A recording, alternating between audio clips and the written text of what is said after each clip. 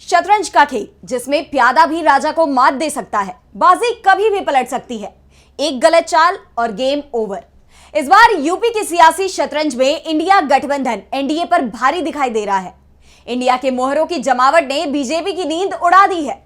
यहां तक कि पीएम मोदी के लिए वाराणसी सीट पर भी संकट दिखाई देने लगा है। जो फीडबैक सामने आ रहा है उसमें बीजेपी को यूपी में सबसे ज्यादा नुकसान पहुंचने के संकेत मिल रहे हैं। कांग्रेस सांसद राहुल गांधी ने यह ऐलान भी कर दिया है कि इस बार बीजेपी को सबसे बड़ी हार यूपी में ही मिलने जा रही है। यहां तक पीएम मोदी की सीट वाराणसी में भी हवा इस बार बदली बदली दिख रही है और इसका एहसास होते ही बीजेपी चौकन्ना हो गई है। दरअसल बीजेपी बात तो 5 लाख से बड़ी जीत की कर रही है, लेकिन जो फीडबैक मिल रहा है उसमें 50,000 पार भी जाते नहीं दिख रहा है। इसके बाद से ही पार्टी ने इस सीट को लेकर रणनीति पूरी तरह से बदल दी है। पीएम मोदी 13 मई को वाराणसी पहुंच रहे हैं। इसी दिन 10 राज्यों की 96 सीटों पर वोटिंग भी होनी है और जो संकेत मिल रहे हैं उसमें बीजेपी को 3 चरणों की तरह चौथे चरण में भी बड़ा नुकसान होता हुआ नजर आ रहा है।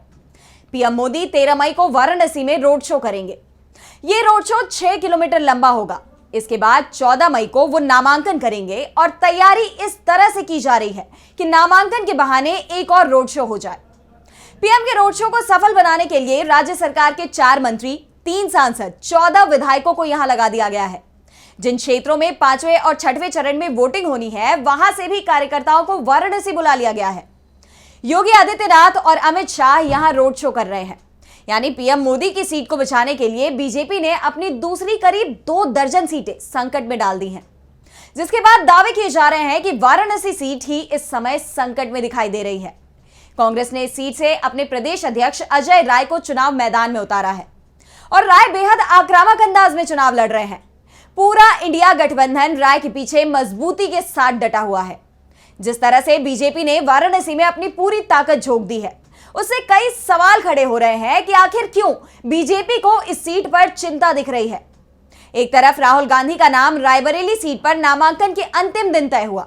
राहुल दोपहर को रायबरेली पहुंचे, नामांकन किया और शाम को दिल्ली आ गए। इसके बाद वो देश के दूसरे हिस्से में प्रचार के लिए निकल गए। अभी तक वो अपने लिए वोट मांगने रायबरेली नहीं आए हैं। तो दूसरी तरफ पीएम मोदी का नाम बीजेपी की पहली सूची में था। 2 महीने से इस सीट पर बीजेपी के दिग्गज नेता यहां डेरा डाले हुए हैं। इसके बावजूद पीएम मोदी को नामांकन शुरू होते ही 2 दिन के लिए वाराणसी में डेरा डालना पड़ रहा है। जबकि दूसरी तरफ इंडिया गठबंधन ने अभी अपनी पूरी ताकत भी नहीं झोंकी है। दरअसल बीजेपी को इस बात का एहसास है कि कांग्रेस महासचिव प्रियंका गांधी अंतिम समय में वाराणसी में ही डेरा डाल सकती हैं और कांग्रेस की तरफ से इस बात के संकेत भी दिए जा चुके हैं। जब पार्टी की तरफ से कहा गया था कि अभी उसके पास बीजेपी को चौंकाने के लिए बहुत कुछ है और इसमें वाराणसी की सीट भी शामिल है, और इसके बाद से ही बीजेपी डरी हुई दिखाई दे रही है। जिस तरह से बीजेपी ने 5वें, 6वें चरण की सीटों पर प्रचार को तेज करने की जगह वाराणसी सीट की किलेबंदी शुरू की है, उसके बाद यह डर अब सामने आ चुका है। दरअसल वाराणसी सीट का जातिगत समीकरण बीजेपी को डरा रहा है। यहां मुस्लिम और यादव के वोट 50% के करीब हैं, जबकि 10% वोट भूमिहार जाति से आते हैं। कांग्रेस उम्मीदवार अजय राय भी भूमिहार है। ऐसे में अगर भूमिहार, मुस्लिम और यादव वोट अजय राय के पाले में आते हैं और दलित वोट का बड़ा हिस्सा बीएसपी ले जाती है तो फिर पीएम मोदी के लिए इस सीट पर चुनाव जीतना मुश्किल हो जाएगा और इसका एहसास बीजेपी को भी हो रहा है। दरअसल अभी तक वाराणसी सीट पर त्रिकोणीय या बहुकोणीय मुकाबला होता रहा है और इसका फायदा बीजेपी को मिलता रहा है, लेकिन इस बार बीएसपी उम्मीदवार को दलित वर्ग को छोड़कर और किसी वर्ग में वोट मिलता नहीं दिख रहा है। तो दूसरी तरफ यादव और मुस्लिम वोट पूरी तरह से इंडिया गठबंधन के पक्ष में एकजुट दिखाई दे रहा है।